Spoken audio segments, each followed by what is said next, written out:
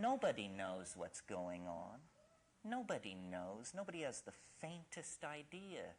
The best guesses are lies. You may be sure of it. All right, Professor Daniel McShea, I really appreciate your time today.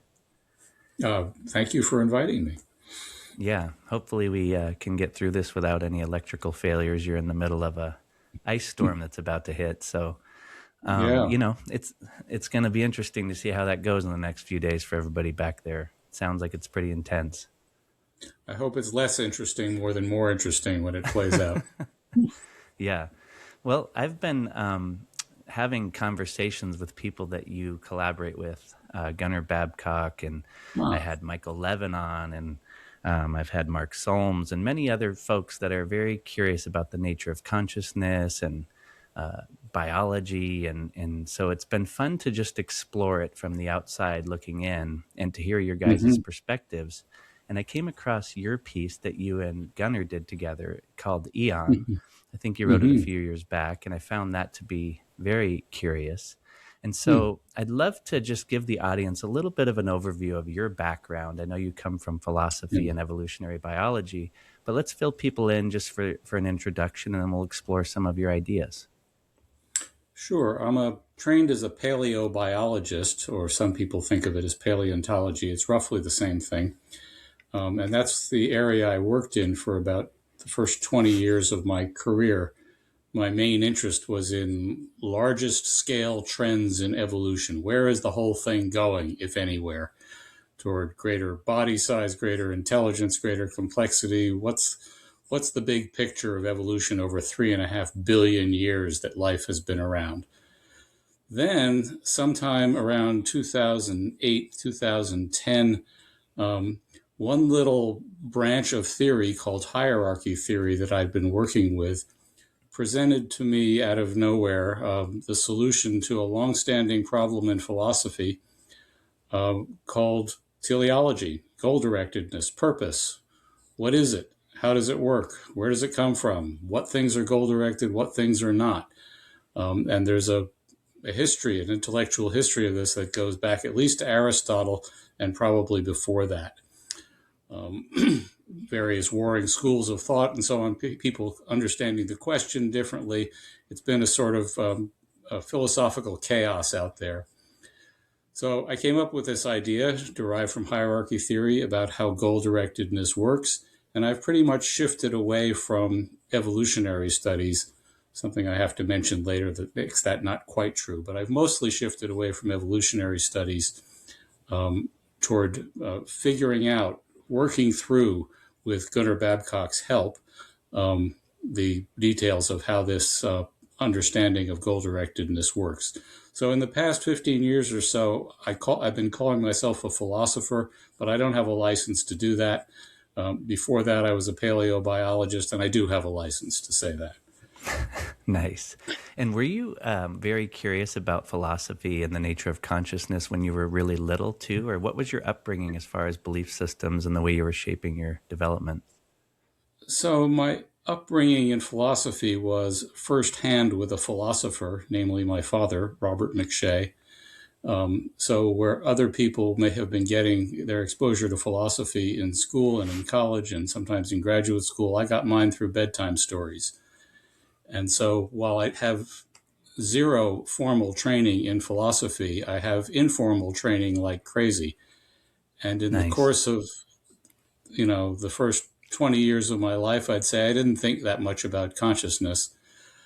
I did, however, in my last years of college and in the years after that, think about it quite a bit because I was involved in the 70s in a raging debate over what was called sociobiology. To what extent does evolution and our genes decide who we are, what we think about, and so on, and what we do? And that sort of forced me to start thinking about consciousness.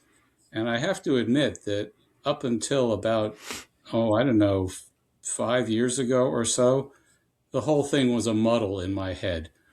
That means that I was developing my theory of goal-directedness and developing with Gunnar after that, without having a theory of consciousness. I had a theory of purpose without a theory of consciousness. But then about 5 years ago, I ran across a podcast about Mark Solms. I read some of his stuff after that. I've met with him and Michael Levin and Gunnar Babcock on Zoom. We've had some great conversations. And to the extent I understand Solms's view, he's convinced me consciousness is affective. It's a feeling about something. And I can say more about that, but I risk gassing on at great length here about things that may be taking us in the wrong direction. I'll leave that up to you. No, I love it, and there really is no direction with my podcast. I love that it can free flow, and I love to explore. But I did listen to some of those conversations that you guys had, and I find them to be fascinating and obviously a little bit outside of my understanding. But he is pretty easy to understand compared to a lot of these folks because he studies psychology, but then he mixes it with the other fields. And that's one thing I'm really enjoying right now is hearing the mixture of people that are like physicists and then listening to people that are studying evolutionary biology speak together and starting to hear these fields intercross and intermingle. And I think it's so important, and philosophy and things like that, because before it seemed like everybody would stay pigeonholed a little bit and got too specialized in their fields. And so that's one thing I'm really enjoying right now is the intermixing, the interdisciplinary thinking that's happening. I'm thrilled that you're enjoying it. Just be aware that it's very painful for those of us involved in the debates as professionals because you have to speak somebody else's language. It's like using their toothbrush. There's very few things that are more, discomforting than doing that. It's hard. Oh, I could imagine. Yeah, and that's what I'd like to get into here, because when I was reading your piece, Eon, it spoke a lot about basically gravity and physics, and then it started to also go into this goal-directedness and this invisible field, this field theory. So maybe we can start diving into this and start pinning things down a little bit, because a lot of the comment section also had people that were trying to say, hey, you're basically redescribing gravity or physics. And then you had people from the philosophy realm saying, hey, you just basically repeated Rupert Sheldrake's theory. And so maybe we can get into some of how you differ and where your theory came from. So let me give you and your listeners a thumbnail sketch of the theory, which if they've seen your interview with Gunnar Babcock, they've already heard, but let them hear it in my words. It's going to be the same story, essentially. The theory says that all goal-directed systems, and that includes everything from self-driving cars that direct themselves to a destination, to a sea turtle that swims out to sea and finds its way back to the beach where it was born, to homing pigeons, to bacteria swimming up food gradients, to me deciding that it's lunchtime and I want lunch. Wanting is a goal-directed phenomenon. And our theory is going to explain all of these together as one phenomenon, as the result of one explanation. And that explanation is a shared architecture. Our claim is that all of these goal-directed systems consist of some little entity, some little thing that moves within a bigger thing. The bigger thing is what we call a field, and you used the right word for that. The little thing is just the goal-directed entity. And let me cash this out in the case of the sea turtle. We now know that sea turtles use the Earth's magnetic field to find the beach where they were born. Sorry, I should back up a bit for your listeners. They're hatched out on a beach, let's say in South Carolina. They swim out to sea for years and years where they feed and grow large. If they're females, they get pregnant and they return to lay eggs roughly on the beach where they were born in South Carolina. How do they find their way back? Well, we now know they do it using the Earth's magnetic field. At least that's one of the clues that they have about where they are in the ocean and where that beach is. They are able to sense the Earth's magnetic field, and I guess they must remember the signature of the beach that they were born on, the magnetic signature of that beach, and they just follow the field back to that beach. Currents carry them away off course. Winds come up and storms come up and take them way off course, but they can reorient and head back towards a trajectory toward the beach where they were born. And this is the signature of a goal-directed system. When accidents happen, and accidents are inevitable, the system corrects. So it's deviation and correction, deviation and correction. That's how you know it's a goal-directed system. So you're describing something, but it still leaves quite a big mystery behind it, right? It still leaves this giant thing as to why that is. And how does it exist when something dies and comes back in? Does that field, do we have this DNA or this memory in our genes that then builds like an antenna that transmits and receives energy from the field? Or how does that work with these turtles or with any organism or group of bacteria? How does it work and why? So the turtles are the easy story. Let me finish that. Let me answer your question with that one first. We don't know. And it's easy because we don't know. We don't know what organ it is in the turtle's head. We don't know what biochemistry is going on in its head that enables it to detect the Earth's magnetic field. All that is in the realm of mechanism, the clockwork inside the head of the animal that figures out from the information in the field which way to go. Our claim is much more I'll say tentative, not tentative, but our claim is incomplete. We don't pretend to know what the turtle's mechanism is. All we know is that all the information about that beach that it's headed for has to come from the Earth's magnetic field. There's nowhere else it could come from because the turtle doesn't have it stored away in its head. They don't have a map of the Earth in their heads.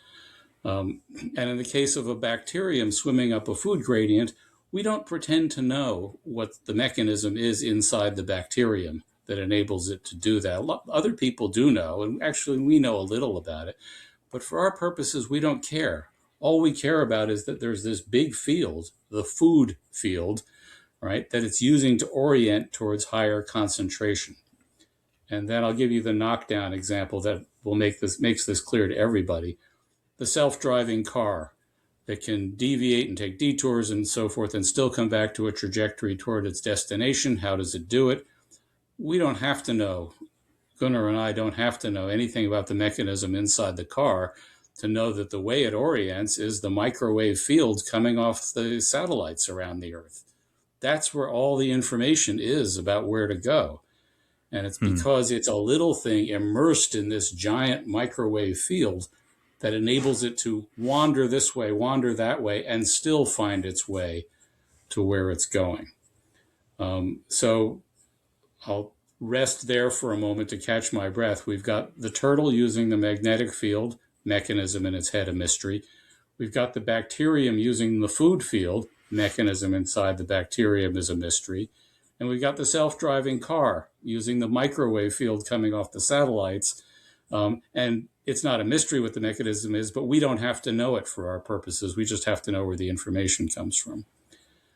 Right. So having hopefully nailed the concept with those three examples, and I'll pause to find out if I have, I'll then turn to human wanting, which is the tough one. So yeah, I'd love to get into human desire and intentionality next, but with the driving car thing, these Waymos and stuff, and knowing that we have this intentionality that's sort of built inside of the system of all of the different technologists and the people that have built that system for a certain reason, and then the person that orders the car, and they have an intention within that, and they use the system to get to where they're going. What you're basically saying is we don't really understand the higher forms that exist in this field, as far as maybe getting rid of the human component and all of the elements that we're understanding, but we're seeing that there's these layers of intentionality and intelligence that are driving from a hierarchical system down to the lower system, but the lower system's having a relationship with the higher system. So it's a symbiotic interactivity, and it's some sort of electromagnetic relationship that's happening, but we just don't understand why and a lot of the other elements to it. Yeah, so let me jump in with a slight correction here. In the case of the self-driving car, you are right to say there's intentionality at work here. The people that built the cars, the people that built the satellites and launched them into space and so on, and the intentionality of the person who programs it to send it to a given destination. But the other two examples, there's no intentionality whatsoever. Our turtle may have intentions, but it doesn't have to for purposes of this story. And the bacterium almost certainly doesn't have intentions. So intentionality is a special issue that most of the examples of goal-directedness don't have as part of the story. And that's why I was saving human intentionality for later, because I've got these 3 nice examples in which there either isn't any intentionality or we can ignore it. The car just does its thing, the bacterium just does it, the turtle just does its thing. Does that make sense? It's still just fascinating to think about it as far as like a physicist. What they would do is jump in and say, well, it's just gravity and it's electromagnetism. Wouldn't they? They would have a big argument and pushback, but it's a language issue that you guys are dealing with again, like you said. Yeah. And actually, the problem isn't the physicists, because they hear these examples and they go, well, yeah, sure, that's fine. It's the biologists who hear me talk about the mechanisms in the turtle's head being kind of irrelevant, because that's their bread and butter. That's what they care about, is the mechanisms in the turtle's head and where those came from, evolved by natural selection over millions of years. To which I say, yeah, all that's true, but that doesn't help the turtle get to the beach. It needs something big out there to orient with respect to, right? So mechanisms, sure. But my story doesn't depend on those. My story is all about where does the information come from that tells you which way to go. It really is the big deal right now, it sounds like, between what you're working on is the evolutionary theory in combination with physics, and getting people like Michael Levin, who are actually in the lab producing really cool results and showing what we can do with electricity. And maybe you could even describe a little bit of your understanding of how Michael approaches your theory. Like, how does he feel about your theory, and what does he say in pushback to it? The questions we're asking and the way we're asking them is really different. So let me start my answer with a point of commonality. Michael's experiments, which involve, let's say, regeneration, and let's pick his favorite, regeneration of a planarian, of a small worm. You cut it in half, it regenerates and makes 2 full worms. How does it do that? His story involves what he calls non-local causation. You cut the worm in half, and there's a field. This is his language also. There's a field that spans the half worm from the front to the back of the half worm. And it's with respect to the field that all those cells inside the half worm are going to figure out which way is the front. Where do I have to grow a head? Where am I going to grow eyes? It's got this sort of North Star with which to orient that comes from this big organism-sized field. Now, this is a tiny field because the flatworm cut in half is pretty small, but it's the whole size of the whole organism, and the cells buried within it absolutely need this non-local causation, this bigger field, to tell them where to go and what to do. So our theory also developed in parallel. We didn't know about each other for years and years. Also says that fields are what guide goal-directed systems. Michael, your planarian regenerating is a goal-directed system. It's headed towards producing a full planarian, a full, intact, complete planarian. How does it do this? You say it's an electric field. We say, fine, great. Because what we've got, we both agree, is a bunch of little cells buried inside a big electric field. So in a way, he's sort of, in this aspect of his work, he's cashing out for us in a very particular biological case, the flatworm, the details of how it does it, the details that Gunnar and I just don't have. Right. All right. So let's pivot a little bit more towards the human intention and free will and things like that, and start to see how this relates to how we operate and what creates our desires and our wants and interests in regards to some higher field. So this is where I accidentally click the podcast end button. Oh, very sorry, Ryan. I didn't mean to do that, because we're about to venture into an area where my confidence level is much lower than in everything I've been saying so far. We don't know how wanting, intentionality, goal-directedness, purpose works in people. The neurobiologists don't know. The psychologists don't know. We know an awful lot about the sort of things that will change your wants. So they flash drink Coca-Cola on the screen in the movie theater for one frame, too fast for you to see, and suddenly the odds of you going to get a Coke from the snack bar increase. Your want changed from not wanting anything to wanting Coke. And we know how that works. Psychology knows how it works. I don't know how it works. But what is a want in the first place? That's how you change it. But what is it inside a brain? What is an intentional want, a care, a preference? I'm using these all as synonyms. What are these things? And science doesn't know. Neurobiology doesn't know. Psychology doesn't know. That's a virtue for us, because at this point, Gunnar and I can step in and say, we have a hypothesis about what a want should be if it's structured the same way all the other goal-directed systems are. So it's not a claim that we know what a want is. It's a saying, if our theory is right, if it explains all these goal-directed systems, well, maybe it explains wanting too. Here's what it would look like. So here's what our theory would look like inside a human head. There would have to be a field of some kind that's directing a small entity within it. What's the field? It's almost certainly got to be a neural activation field. And what I mean by that is some cluster of neurons connected to each other, sending signals back and forth amongst the neurons in some regular pattern. And this has got, because it's a field, this has got to be a big pattern of some kind involving lots of neurons. So that's going to be our field. Some huge number of neurons signaling each other in some regular pattern corresponds to me wanting lunch, right? Or me wanting to go for a drive or wanting to watch TV. Whatever it is I want to do, it's some neural pattern at a large scale, some big neural pattern. Buried within that, if our theory is right and if it applies to wanting, has got to be some small entity that's going to be directed by it. What's the entity? Consciousness, motor centers, computation centers, all the neutral stuff, all the non-wanting stuff that we do is going to be directed by it. And those have to be small. Right, so this theory says that wants are big and thinking, computation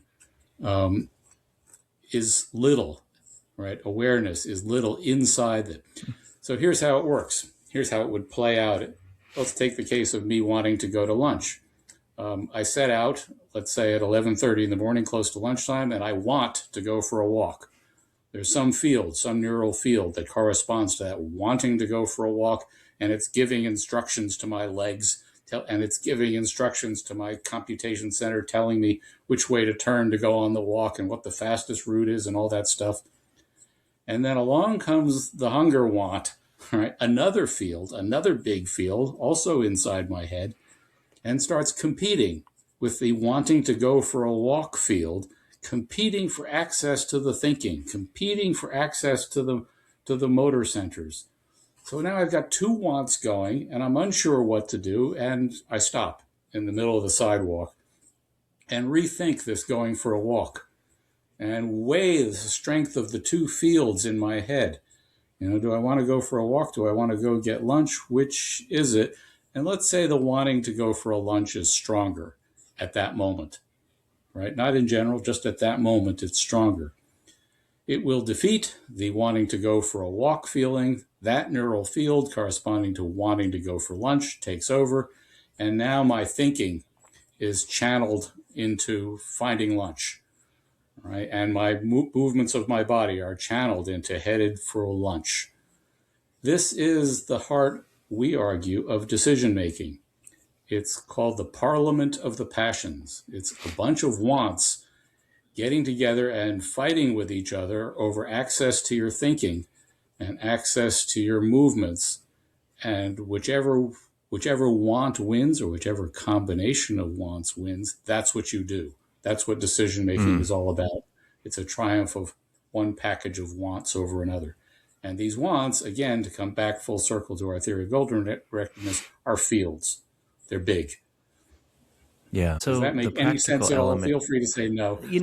It does. It's just, it's still so abstract. And as far as like, even when you're saying I and me and which part of you are we talking about and where's the awareness at and when does that come into play as far as this thing we can even label an I or me.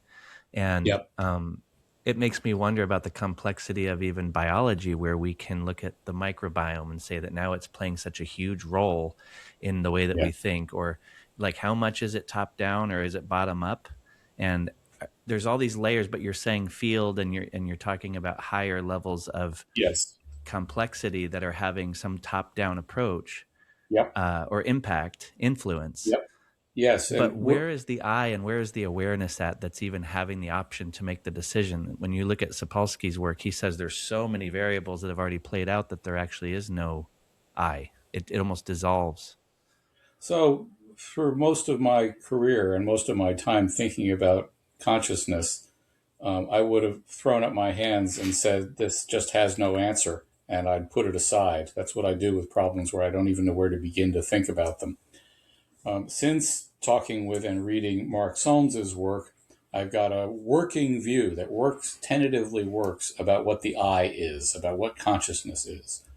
I'm going to agree with Solmes that it's affective, that it's a big neural field of some kind, and that what it's doing is responding emotionally, because that's what neural fields, that's what affect, that's what wanting is. It's an emotional thing.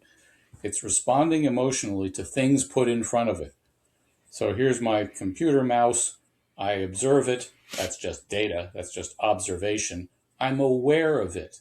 And what that means, according to Solmes, if I understand him, is I have a feeling about the mouse, a feeling about the perception of the mouse. I'm interested in it, however tentatively, even if it's just for a few seconds or long enough to have this conversation with you about it, right? There's an aspect of interest, and interest is akin to wanting. It's akin to it's an affective capability. So Solmes says that ego, I, consciousness is just another feeling. That's all it is. And the vast literature in philosophy that says it has to do with cognition and has to do with computation and so forth, they're just wrong. It's a really simple process. It's the same process that evokes fear in you when a train comes at you and you're standing on the tracks. It's just a feeling that's evoked by the things around you. And it's soft feelings. Unlike the train coming at you, which evokes intense fear, the feeling evoked by this mouse is mild interest, which can quickly dissipate into interest in looking at the screen and so on. So I like this view. I like this view because it demotes consciousness in the same way that I think Sapolsky wants to demote consciousness into something that isn't running the show, right? It's reacting to the show that's going on in front of it. Yeah, it makes me curious about culture and language and how much that shapes us. Like you went into a little bit of that with the Coca-Cola, the snapshot that influenced you, but then you get into Dawkins and some of these guys with the genes and memes, and you're born and you have this memory, and then you inherit this culture, and how much that plays a role in our idea of who we are and how we operate in the planet. But then even like a Jungian archetypal view and thinking about this field as far as like a memory, some sort of memory that we inherit. What do you think about how much language and culture shape us over long periods of time as far as impacting human cognition and free will and things like that?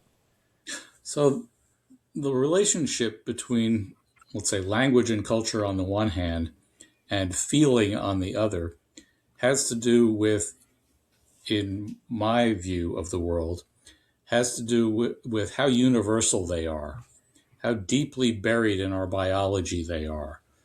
And my working story for how this works is basically you inherit the feeling structure, you inherit the purpose structure, and you share it with all other human beings, more or less. Of course, everything's on a continuum, everything varies from person to person, but we're all more or less the same thing emotionally, and as far as wanting, caring, preferring goes. What varies enormously from one culture to another, and even from one person to another, is the symbolic world in which those emotions and those wants are being evoked. And so let me give you a concrete example of this. I'm sitting there in a baseball stadium with a front row seat, and they're about to play the national anthem. Sitting next to me is, and I'll just pick arbitrarily somebody from a different imaginary culture, a South Sea Islander who's never been in America before, has never seen a ball game before, has no clue what's going on in this symbolically very weird situation that he's just been immersed in.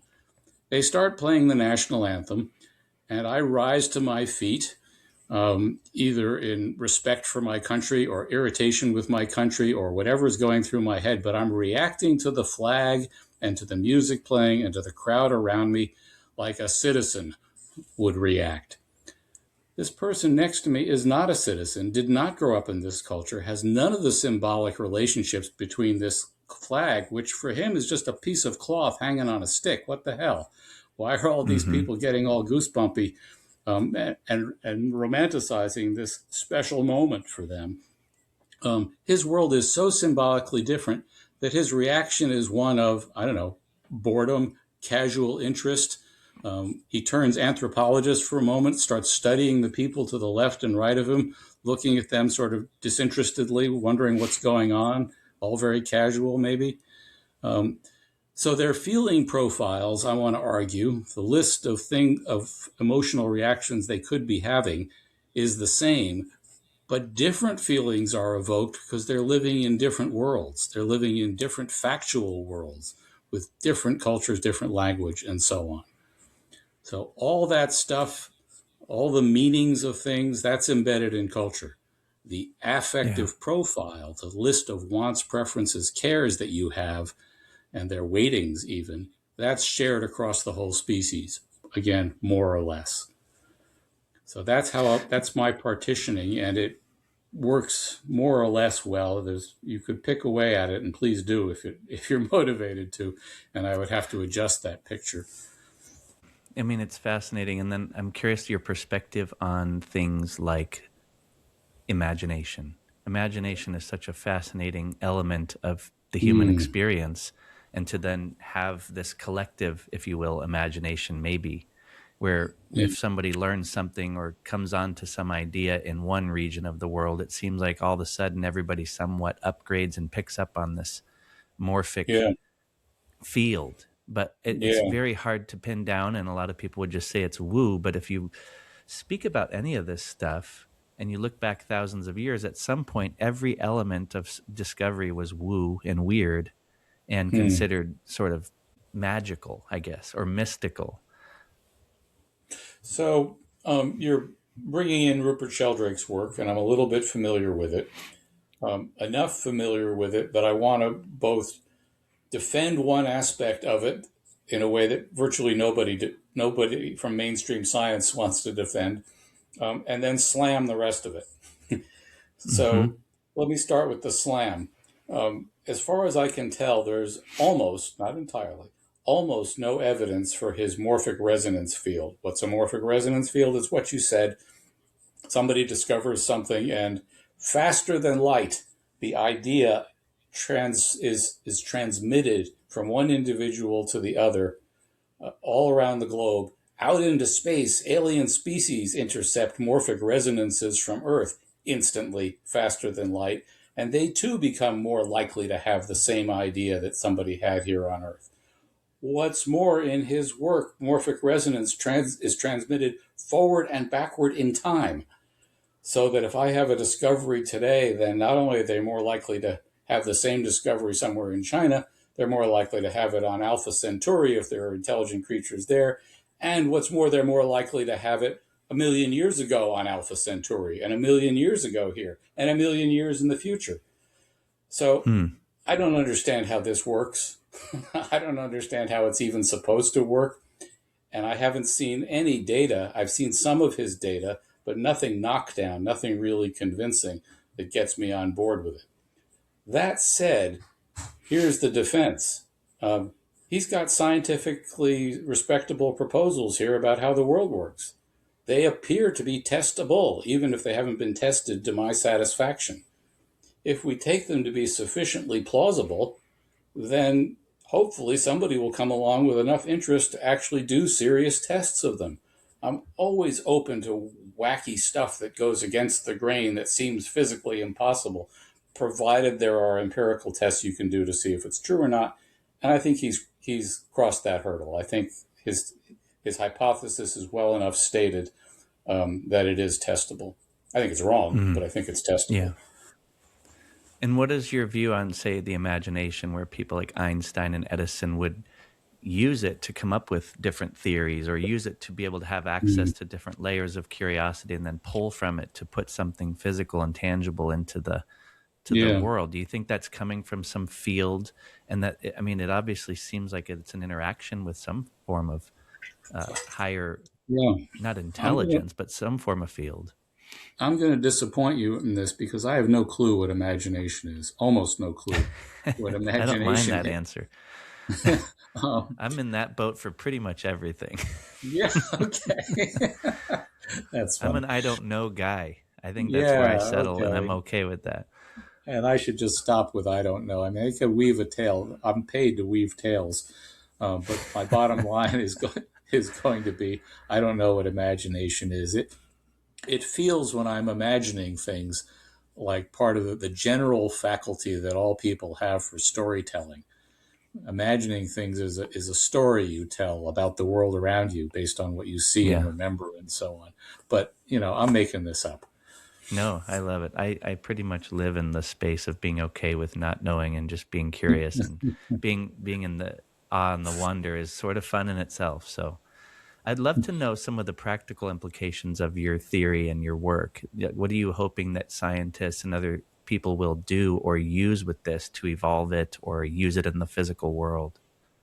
So part of it is just solving an ancient problem, and that's the main virtue of it. People for thousands of years have worried about this problem. We think we've got not a total solution, but at least the beginnings of a solution. And that makes it of purely academic interest. You're asking about the practical side of it. So let me go a little bit beyond its main virtue. And that going beyond that main virtue is going to involve things like, well, I've just made some predictions about what wanting is inside a human brain, that it's a large-scale neural field.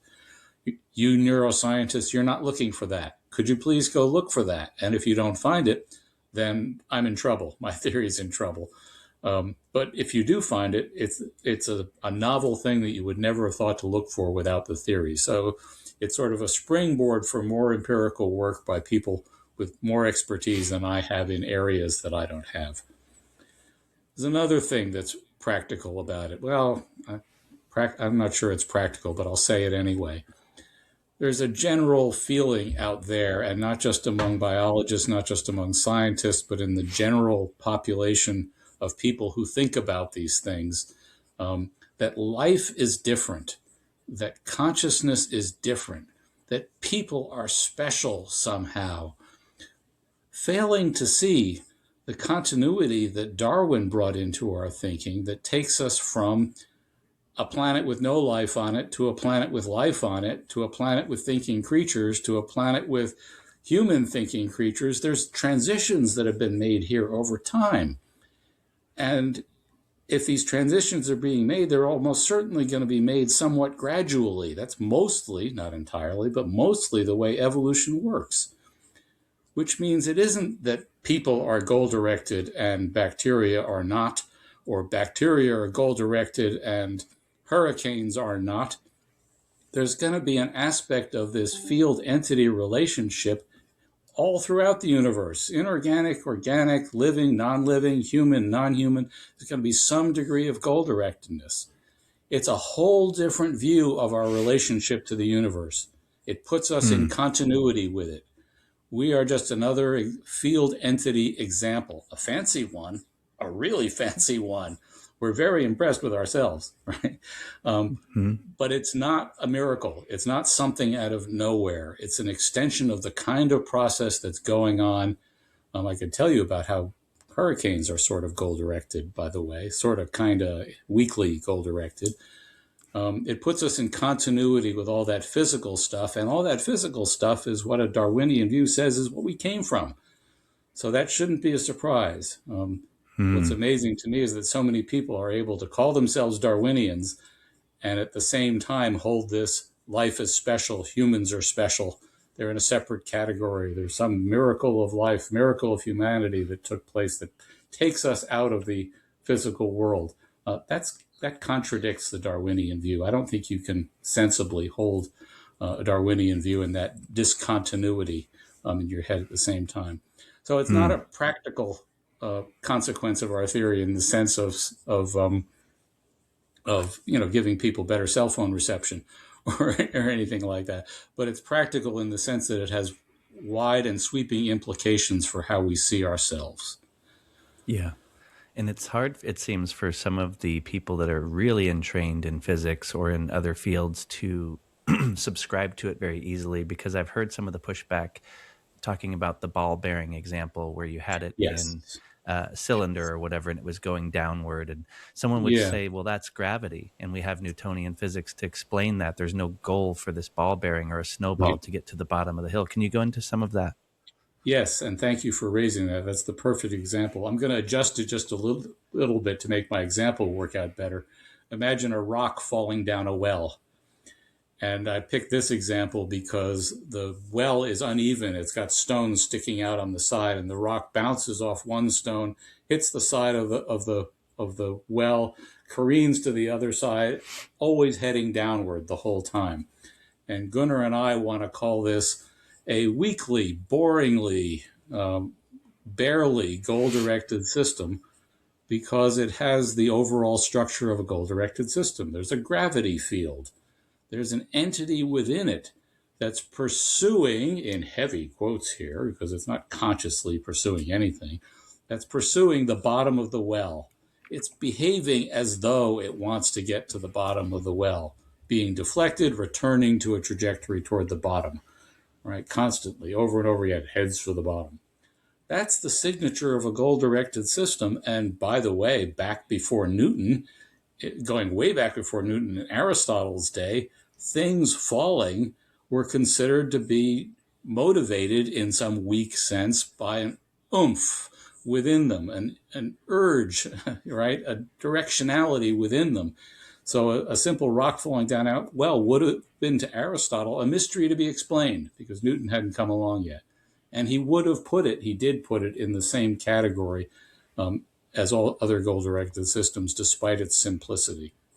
So Gunnar and I want to call the rock falling down a well or the snowball rolling down the hillside, we want to call it weakly, boringly, tediously, ridiculously, weakly goal-directed, right?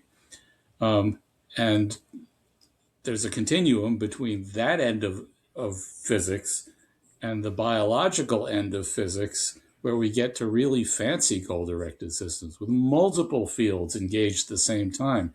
Not just saying move downward, but go out to lunch and other complicated things like that. So there's a continuum of complexity that's going on here. But importantly, it's a continuum. And that's our message, is that it's a continuum. So is the difficulty the anthropomorphizing it, be saying the humanness is goal-directed or intentionality, and that a rock or something physical is just being acted upon by a force, which is gravity.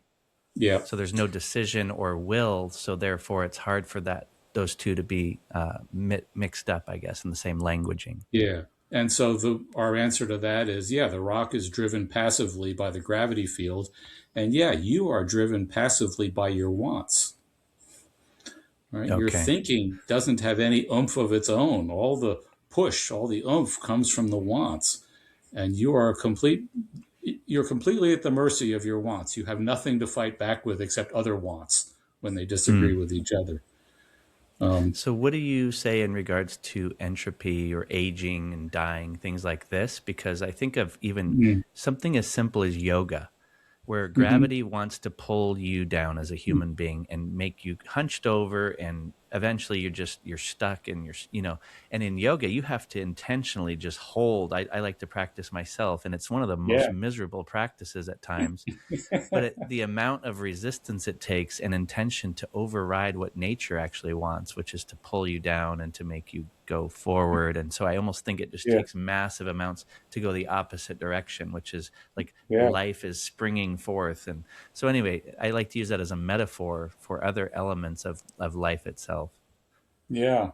Although I want to add not just life, by the way, and here's where I would bring in the hurricane. You talk about you resisting nature. Well, actually, Mm-hmm. you're part of nature too. So it's one part of nature resisting another part of nature. That's a Right, right. side note. Mm-hmm. But think about the water that heads from the ocean up into the upper atmosphere to generate the storm cloud that's going to be the hurricane. Isn't that resisting nature too? Water should go down under the influence of gravity. What's it doing going up? Well, it evaporates. It's lighter than air. It pushes against gravity. It pushes against the air above it and rises up because there are other aspects of nature other than gravity, and they're at war with each other. So you being at war with your yoga mat to keep yourself from falling flat on your face on it is not too much different from water evaporating off the ocean surface headed to the upper atmosphere, resisting gravity along the way. It's just contrary forces is all it is. And you're not aware of gravity's view of you. You are aware of your view of gravity. Well, in the case of the hurricane, nothing's aware of anything. Awareness is not part of the story. But it's just forces. It's just natural forces at work here. And I know that sounds unromantic. No, it's in that, as far as the existential piece goes for you and your yeah. understanding and evolution of your thinking, how does that change the way that you relate to this idea of the field acting upon you and how you Yeah. proceed through life? So I said you're the victim, you're the pawn of your fields. You have no will to do anything but what they urge you to do. And that sounds awful. Nobody wants to be a pawn. Nobody wants to be enthralled to something bigger than themselves. So I do this judo flip, and I say there is no I except the set of wants. These fields within my head, the wanting fields, the all-powerful wanting fields, that's the real I. I am my collection of passions. I am my collection of wants. And this awareness that we attach so much significance to, awareness of my mouse, right? Yeah, that's another field too. It's not a very interesting one. It's not a big part of the story. Really what matters is all the wants. So I attach less significance to this ephemeral, weak feeling of consciousness that everybody's constantly referring to as the cause of all our joys and troubles. It's there. It's important. It's a feeling, as Mark Solms would say. It's just a feeling. The real action has to do with the war of the wants. And that's what I take seriously in my own decision making, and what I urge everybody else to take seriously is act to satisfy your most important wants. The hell with consciousness. Pay no attention to it.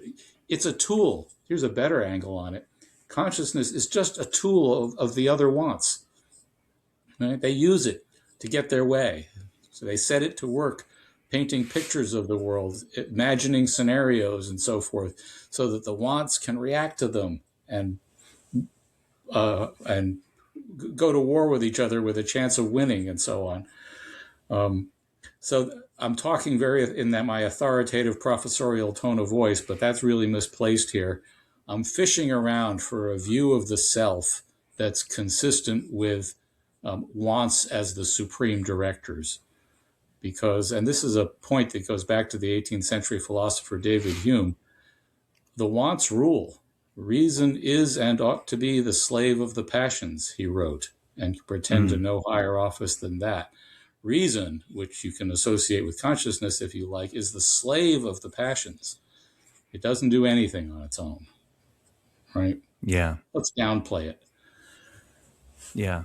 Well, the one thing it brings me to immediately is that right now we live in such an interesting, technologically advanced, sophisticated world where the wants can be interjected so powerfully through marketing and social media, and Yeah. the people that hire all of these psychologists and sociologists to program us in certain ways to buy more, to be, it's an attention economy. And so Yep. what do you say in regards to being bombarded with wants? Is there a desire to pull back and to spend time where you have no, I guess I always like to just say unplug as much as possible, spend time in nature where the Mm. field isn't so bombarded with all of the other influences, so you can Yeah. actually choose where to place your attention. So meditation, mindfulness, all that can be woo woo, but it doesn't have to be sitting on a mat staring at your navel. It That's can right. almost be more doing things where you're unplugged and you're just Yep. feeling and moving through in a flow state, if you want to call it that. But I feel like it's more important now than ever, especially for the young Yeah. generation. I love the way you put that, though. Unplugging, because here's where that fits into my way of thinking about wanting and fields and emotion and so forth. Good decisions, the ones that'll satisfy your strongest and most important passions, your strongest and most important wants, are going to be made by what I earlier called the parliament of the passions, by calm debate among the wants, the forming of alliances among wants calmly, so that when I pass the bakery and see a cheesecake that I want to stop and buy and eat all of all at once, some collection of other wants can get together and say, no, don't buy all of it. Don't eat all of it. Not right now. Just get one piece and enjoy it, right? If I'm pressed for time and I don't have time to sit down and have that parliament of the passions work through with the alliances forming in my own best interests and so on, I'm going to do stupid things like buy the whole cheesecake and eat it now. So yes, and you're not going to get that unplugging, that moment for the parliament to make its reasonable decisions. You're not going to get it so long as you're bombarded with um, triggers that are Mm. designed to evoke instantaneous passions that will dominate what you do. So I wish I could meditate. I've tried for a good chunk of my adult life, off and on, various times I've tried to meditate. I think that's a valuable route to giving the passions a time to work themselves out. But I stink at it. I don't know why I'm so bad at meditating. Yeah, you probably do it in a way that we don't call meditating. Like when you're writing and hashing out all your ideas and you're contemplating all of this stuff, it's a form of meditation, in my opinion. But Oh, okay. Meaning I may be doing myself good, even though it feels like my brain is racing at a million miles an hour. well, I don't know what it's like to be in there, but You know, you in my don't. brain, Okay. I'll never know. But I'm curious if there's all these critics out there. I'm sure there's people out there pushing back. Where would you send them to find the best thing to chomp on? Is it your book that you wrote in 2020? Is it this the Aeon piece or Eon piece that you wrote? Where would they start? So the 2020 book with Robert Brandon and the 2010 book with Robert Brandon are both have to do with a principle of evolution, what we call an evolutionary law, and they have nothing to do with field theory. It's completely separate from the work that I've been doing since 2012. So I would direct them to the Eon piece. I'm currently working on a book about field theory and the wants and purposes and so on. But the Eon piece with Gunnar Babcock is the place to go at the moment. It's the most accessible statement of our view that we've ever put together, I think. Gunnar probably agrees. And we would love to have people read it. We'd love to respond to comments people have, complaints people have, refutations people have of what we've written there. Awesome. And what about some of your favorite thinkers and people that have influenced you? Do you have any favorite books or podcasts or things that you're inspired by and have learned from over the years? You're looking for contemporary sources, and all my sources of inspiration are pretty old, is the problem. So if you hadn't mentioned the examples of possible sources of inspiration, I would have said Aristotle. Or if you want something really recent, the 18th century philosopher David Hume. The part of it that you would really refer to learn about hierarchy theory and field theory and all this is not very accessible, unfortunately. There's a lot of good work by a philosopher named William Wimsatt, somewhat older work by Herbert Simon, the sociologist. There's work by the psychologist Donald Campbell, but all this is taking you back to the 50s, 60s, 70s. Wimsatt is still producing good work in the 80s and 90s and beyond. So I have to say that I found this stuff and continue to find it very inspiring. But it's not very accessible to people outside of hierarchy theory, outside of biology, and outside of philosophy. Yeah. So I'm going to stick with the eon piece. Cool. And what about your students? Would you ever give them any particular advice as far as how they approach learning and unlearning and just in general thinking? Is there any general advice you give them? General advice. I teach a course called Emotion, Evolution, and Ethics, in which the theme throughout is how to make good decisions. And I've given you the light speed version of it, the elevator version of it here in this podcast, calm moments where the parliament of the passions can play itself out, imagination can kick in, and ideas can be followed through and all that kind of stuff. It's really obvious.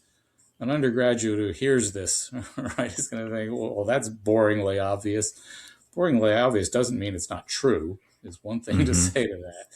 And the other is that it takes me the better part of an undergraduate course, to show how that simple advice, give the parliament of the passions time, applies in all these different contexts. From, should I eat the whole cheesecake? Should I go to college? Should I go to graduate school? Is this the right person to fall in love with? How you apply the theory in each one of these cases is not simple to say, and that's why it takes so long to say it. And I don't have any bumper sticker length advice, except, well, all right, there's one mantra that I give them at the beginning and at the end of the course. Cool. And you'd have to really understand it. You'd have to have taken the whole course, but I'll give it to you anyway. Act so you would satisfy your strongest and most enduring passions. That's the bumper sticker length view. And it raises all kinds of difficult problems, like, what are my strongest and most enduring passions? Right? Yeah. And that takes a long time to discuss. Yeah. Oh, I will say one other thing about historical roots of this. I pointed to a bunch of philosophers and modern-day scientists. I was also strongly influenced by 19th century English novels, by Jane Austen and George Eliot in particular. What's beautiful about these novels is they paint pictures of real people in plausible situations. Granted, it's a different culture and a different time and place, but the feelings we're talking about are universal and timeless. It paints pictures of them and shows them. You look inside the heads of these people. That's the genius of these authors, is they write in a way that enables you to look inside the heads of these people and see their passions at work, see the war of the passions going on. And it's about issues, should I deed this property to my son-in-law or to my illegitimate child, right? Wrestling with issues that may not be issues for you, but it doesn't matter, because it's the back and forth between the passions and what matters how much, and so on, that you're seeing in action here. I've never been able to see most movies that I've seen aren't able to do this very well. They're all trying to do it. But for me, anyway, 19th century English novels do that. Awesome.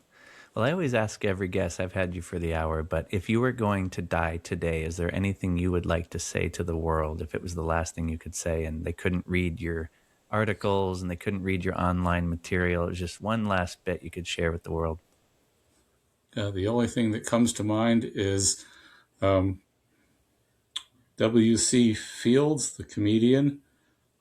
Frankly, it says on his gravestone, I think, something like, frankly, I'd rather be or on second thought, I'd rather be in Philadelphia.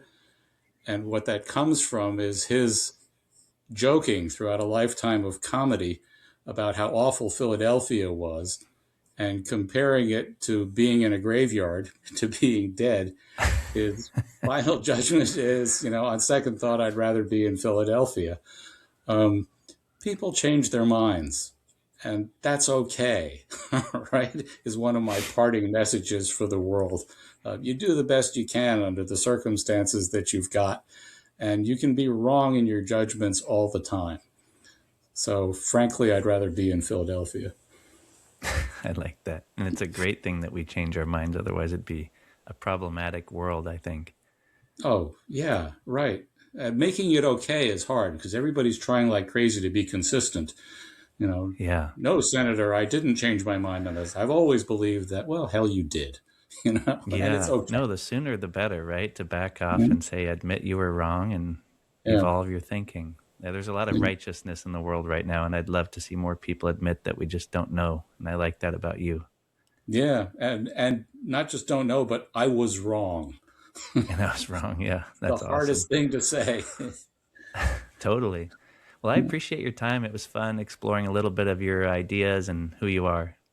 Oh, this was great fun for me, too. We explored things in a way that I would never have explored them otherwise. Thank you for that opportunity. Absolutely. Thank you. Thank you for listening to the episode. If you enjoyed it, please share it and subscribe to the show and rate the show. That helps people to discover it. And enjoy the next episode.